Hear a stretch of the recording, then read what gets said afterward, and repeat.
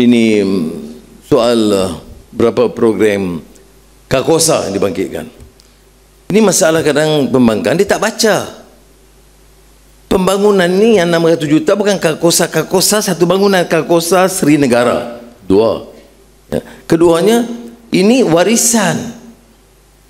Saya bangga dengan sejarah saya.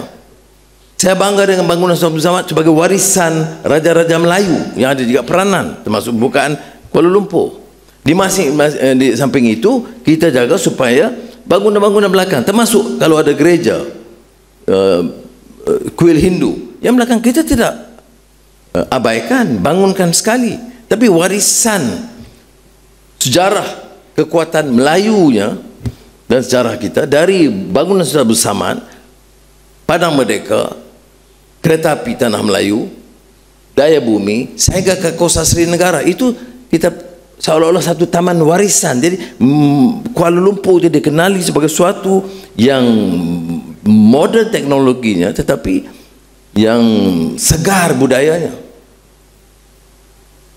Dan bila kita mula labur di situ, dia akan menarik minat pelaburan lain berkembang di sekitarnya. Ya. Jadi 600 juta itu bukan uang kebajikan. Itu pelaburan termasuk untuk menjaga kepentingan sejarah. Ya. Itu amat disenangi. Kalau Tuanku Sultan Selangor tentunya harus bangunan Sultan Abdul Samad, tapi maknanya amat disenangi.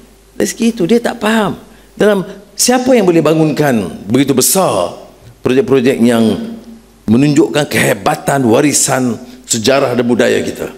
Pada seperti Khazanah atau Petronas, ya. Kerajaan keutamaan dia yang lain-lain lagi, tetapi kita pantau. Tapi masih ada elemen komersialnya, elemen investmentnya, dan elemen keindahan bagi kota.